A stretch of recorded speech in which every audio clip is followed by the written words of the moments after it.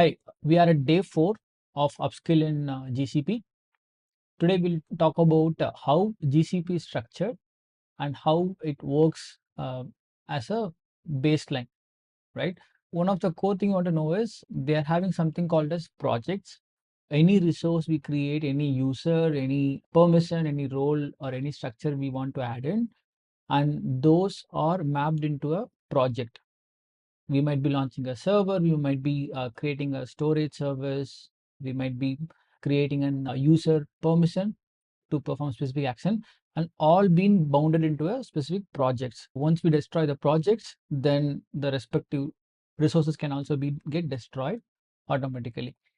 I assume this is going to be structured like a folder format, let's say, and all those things are going to map it. Any generic component we would use groups, there is going to be individual groups going to get mapped per project, and we can have users. The same users can be mapped to multiple groups, and permission is provided via the roles. GCP offering three different types of roles. One is base, and then standard, and then custom. We'll go for it. How it's going to look in the UI, let's see. As soon as you create the account, we're going to see something called as my first project. You can go ahead and create a new project. Let's say, let's keep it as EVDI fund demo. And then if you have a organization structure created, anyway, since we are at beginner level, let's not worry about that. Let's just create it. That's how we are going to go ahead and create a specific project. If I go ahead now and if I look for the project name, and here we could see there is an ID being created and then the working part. And the ID of the each project, it's going to be unique, and it's unique universal, which means if I create a ID of a project as even if in demo, and no one else in any other GCP account, they can't create the same project ID. And even if you delete this project, I can't recreate with the same project ID in future. That's something quite interesting, like how GCP is handling the resources part.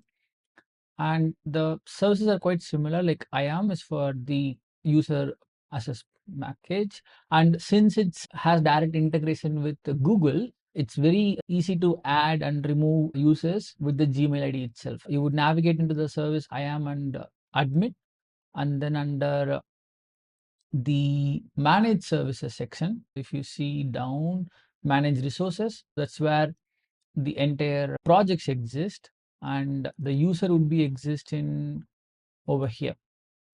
We can create the users. Let's say if you want to, yeah, you can add grant access, and then it's going to ask for the new principal. You can give the Gmail ID of the new principal, and then we can give the role. This is where I was talking about three different types of roles. One is the basic, that covers the minimum use case, like the browser, editor, and owner and viewer, and each description is given respective to that. I would let you to go and explore like what are the basics get covered.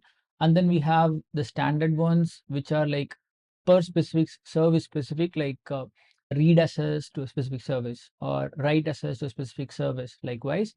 And then we can also create a custom role that would becomes under the custom IAM roles. We would be seeing all the roles, and I am an admin, and let's see, it should be having under the roles section.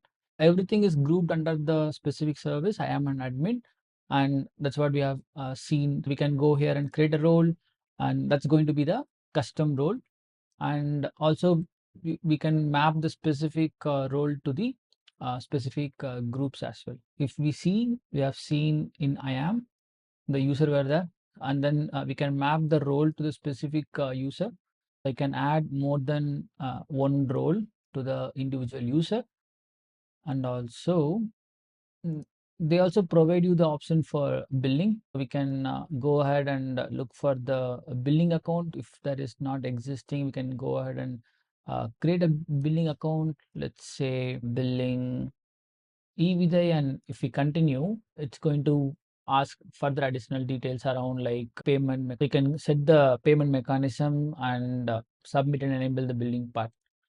And also the same billing would give you the option to set the alarms part. You can even search here for billing alarm. That takes you to the billing and alerts. We can directly go here, and then once you create the billing account, and then we can go here and then set our specific threshold and get the billing configured. These are the things I explored to get kickstarted in the GCP world. I would recommend you to go ahead and try creating a new user, play with the roles, and try login and play around that part. Going further, the plan is that we make video in alternate days so that one day I can explore and then the next day I can elaborate the summary of what takeaway I gone through it. So that consider subscribing the channel if you're also upskilling along with me. Do mention in the comment so that I know that you're upskilling and what would be the topic you would be liking to know next. Thanks.